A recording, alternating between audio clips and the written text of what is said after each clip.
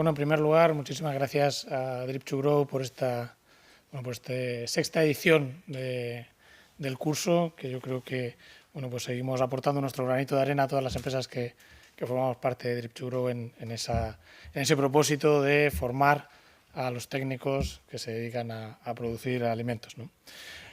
Hoy nos tocaba poner en común con este foro, digamos, de optimización en el uso del agua, cómo la eficiencia hídrica afecta directamente a la rentabilidad de la explotación, sea cual sea leñoso, sea hortícola, sea extensivo incluso.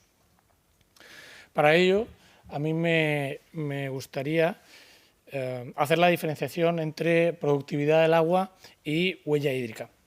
¿Por qué? Porque cuando hablamos de eficiencia hídrica, muchas veces, o quizás se haya democratizado el término de huella hídrica y realmente no llegamos a comprender, los que estamos en el campo o incluso los consumidores de los alimentos, en qué consiste una cosa y en qué consiste otra. Cuando hablamos de productividad del agua, hablamos de un concepto muy sencillo, que quizá es a lo que nos referimos normalmente, y es al volumen de agua consumido por unidad de producción, llámese kilos, llámese toneladas y demás. Sea la unidad que sea, es algo realmente sencillo de entender. Productividad del agua. La huella hídrica es algo más complejo donde valoramos el agua que estamos utilizando tanto para producir bienes como servicios en toda la escala o en toda la cadena de valor de ese producto. Por tanto, no es algo tan sencillo, digo sencillo de medir, como podría ser la productividad del agua. ¿Cuántos litros por kilo de manzana? ¿Cuántos litros por kilo de lechuga, ¿no? Me gustaría hacer una muy breve introducción de la huella hídrica y ver cómo, con diferentes tecnologías y manejos, podemos optimizar o reducir esa huella hídrica en campo. Cuando hablamos de entiendo que pues se ha hablado en muchos foros, ¿no? Pero hay tres tipos de huellas hídricas y lo vamos a ver a continuación: la azul, la verde y la gris. En concreto, la primera y seguramente la que todos tenemos más en mente es la huella hídrica azul, donde de una forma súper sencilla pues hay una fórmula que la define y es muy sencillo también de entender, donde vemos que es el volumen de agua de riego aportado que utiliza la planta para la evapotranspiración. Oye, ¿y qué estamos viendo a la derecha? Estamos viendo un diseño, digamos, una imagen en 3D, donde incluso estamos viendo el sombreado de esos bulbos húmedos, y ahora veremos por qué. Esta huella hídrica azul, donde estamos aportando el agua para esa evapotranspiración del cultivo, ¿cómo podríamos reducirla? Y de una forma muy, muy concreta, vamos a reducir la transpiración, sería una de las medidas. Oye, ¿cómo podemos reducir la transpiración de la planta? Haciendo manejos distintos, de los cuales, como comentaba Alejandro antes, pues se han hecho muchísimos ensayos, tanto en uva de mesa como en almendro, en diferentes cultivos. Hablamos de riego deficitario controlado. Aquí se une, digamos, ese conocimiento agronómico con la optimización del uso del agua, ¿no? Aportando las dotaciones de agua en las fases fenológicas del cultivo donde son más críticas o donde más nos interese, ya sea para el cuajado de fruto, para el engorde, etc. Cada cultivo tendrá su estrategia distinta, pero lo que sí que sabemos es que reduciendo la transpiración de ese cultivo podremos reducir la huella hídrica azul. También podemos reducir la huella hídrica azul si reducimos la evaporación. Oye, pues hay estudios donde sabemos que entre el 15 y el 20% del agua que aportamos en riego por goteo superficial se evapora. Esto dependerá de cada territorio. Por ejemplo, en la zona de Al-Ain, en Emiratos, como decía el compañero Nico, pues probablemente el porcentaje sea mayor, ¿vale? Dependerá de las temperaturas y demás. Bueno, pues en torno al 15-20% del agua que aportamos se evapora.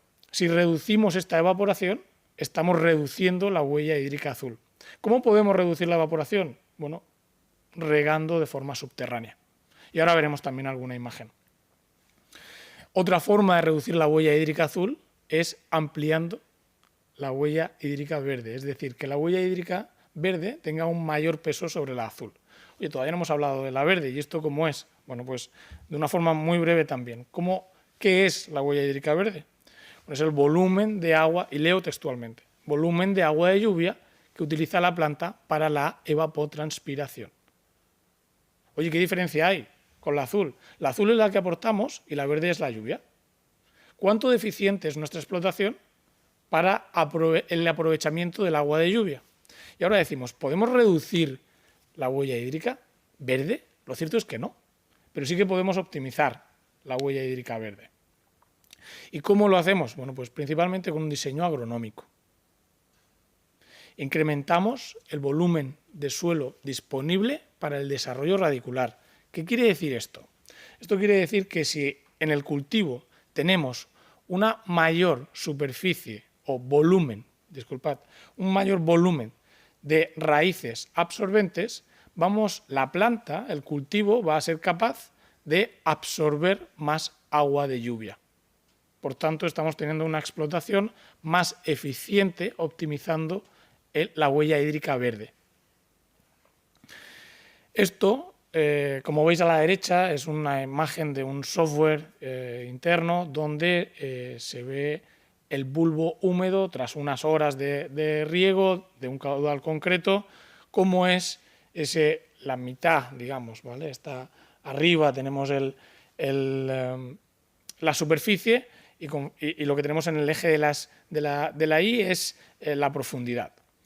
Lo que estamos viendo es que el volumen de bulbo húmedo en un riego por goteo subterráneo es mayor que en un riego por goteo superficial. Lo que estamos viendo también es que vamos a tener un mayor volumen de raíces absorbentes en un riego por goteo subterráneo. Por tanto, tendremos un cultivo que aproveche mejor esa huella hídrica verde. Por último, la huella hídrica gris. Por cierto, la huella hídrica es la suma de estas tres. La huella hídrica gris, y leo textualmente, es el volumen de agua necesario para descontaminar el volumen de agua contaminada. Cuidado con esto, que la palabra contaminación suena muy mal, ¿no? Bueno, no ha sido casualidad, quizás es para llamar un poco la atención. Lo que tenemos que tener en cuenta es que el agua que utilizamos la estamos, por drenaje, al final va a parar o a un cauce público o a un acuífero. El agua que aportamos tiene unas concentraciones de X componentes químicos. El acuífero al que aportamos o al cauce al que aportamos tiene, por regulación, y principalmente en Europa, en otros países todavía no es tan así, pero principalmente en Europa, tenemos unos límites máximos a los que tenemos que llegar para aportar ese, digamos, agua de drenaje, por llamarlo de esa manera. No queremos desaprovechar ese agua, pero sí que estamos, desafortunadamente, perdiendo agua por percolación profunda o por escorrentías, por ejemplo.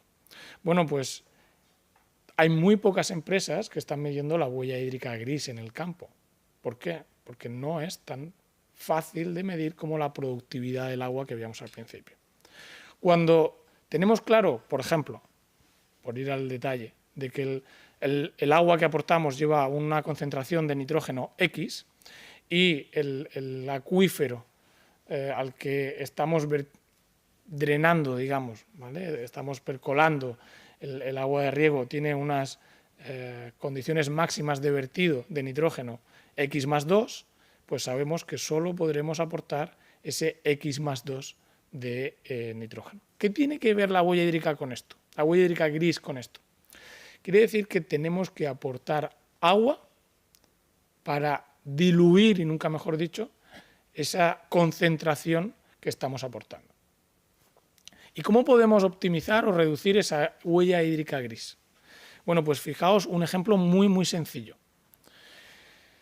Simplemente con minimizar la percolación profunda vamos a reducir la huella hídrica gris. ¿Y eso cómo lo podemos hacer? Bueno, pues Alejandro anteriormente ha dicho muchísimos ejemplos, ¿no? Al fin y al cabo estamos hablando de un manejo adecuado del riego. Y el segundo punto, manejo adecuado del riego, ¿qué quiere decir?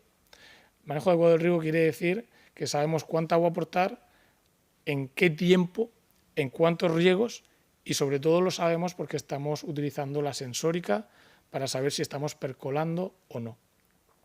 Fijaos el segundo punto, qué interesante. Uniformidad de riego, tanto espacial como temporal. Cuán importante es la uniformidad del riego, que no medimos solo en el momento del diseño y de la instalación del riego. 6 años más tarde de una instalación, nadie mide la uniformidad de riego. Aquí tenemos una oportunidad de mejora tremenda. De hecho, hay países donde esto lo tienen muy interiorizado, como es Perú, donde tienen clarísimo que cuando la uniformidad de riego llega al 80%, hacen una renovación del sistema de riego. Oye, ¿y esto por qué? Tienen medido cuánto les disminuye la productividad del cultivo acorde a la uniformidad de riego. ¿Qué vemos en esa gráfica? Muy sencillo. Para aplicar el 100% de las necesidades de ese cultivo, con un riego por goteo de la mejor manera diseñado, con una uniformidad de riego del 95%, tendríamos que aplicar un 105% de esas necesidades calculadas. Cuando la uniformidad de riego está en un 80%, para aplicar las necesidades hídricas del cultivo tendríamos que aportar un 125%, es decir, un 25% más, disculpad, del total, o sea, de las necesidades del cultivo. ¿Qué ocurre en la realidad? Esto no ocurre. La realidad ocurre que seguimos manteniendo las dotaciones hídricas. Es decir, yo sigo aportando, por ejemplo, 4.500 metros cúbicos. Cuando baja la uniformidad de riego, lo que dice la tabla es que tendría que aportar más para que a todo el cultivo le llegasen esos 4.500 metros cúbicos, de forma, digamos, igual, ¿no? ¿Qué ocurre? Que seguimos aportando los 4.500 y la productividad baja. Esto, que a nivel rentabilidad en Perú ya lo entendieron hace muchos años, todavía en la gran mayoría de países no lo estamos teniendo en cuenta.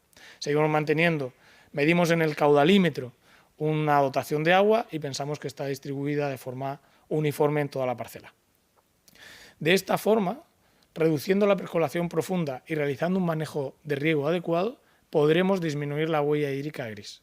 Recuerdo, y ya termino, que la presentación se llamaba cómo afecta la eficiencia hídrica directamente a la rentabilidad de la explotación.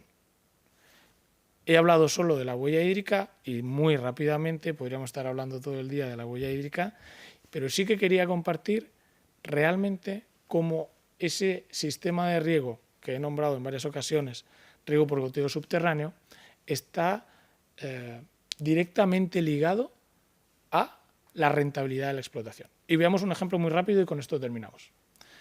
Limón ecológico. A la izquierda estamos viendo ciertos datos de este cultivo, con una pluviometría, una superficie, un tipo de suelo, un marco de plantación, una procedencia del agua, una conductividad del agua X y una dotación X. Hablamos de 5.600 metros cúbicos hora, de una conductividad de 1.216 metro.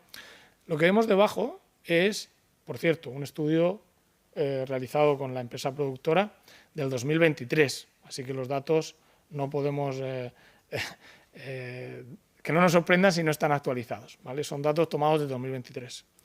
El precio de venta del limón en aquel año fueron de 38 céntimos, el coste medio del agua fueron 24 céntimos porque combinan pozo con agua de trasvase, el coste energético son 13 céntimos el kilovatio hora, el coste de la mano de obra bruto son 18 euros hora y el coste de la maquinaria son 40 euros hora. Con estos datos, lo que vemos en la tabla de la derecha, la grande, es un comparativo de costes. ¿Y qué estamos comparando? Realmente estamos comparando cómo la eficiencia en el uso del agua influye directamente en la rentabilidad de la explotación. Y vemos, y por hacerlo muy breve, cuánto es el coste y cuánto es la amortización, cuáles son los consumos. Por ejemplo, en el consumo de agua estamos viendo que en riego convencional, en riego superficial, estamos haciendo un uso de 5.600 metros cúbicos hectárea. Sin embargo, en riego por goteo subterráneo, recuerdo que no hay evaporación, Recuerdo que el manejo es el mismo, porque es el mismo productor, que también tiene fincas tanto por aéreo como subterráneo. El manejo es el mismo. Utiliza sensores, evita percolación profunda, pero solo por la evaporación está aportando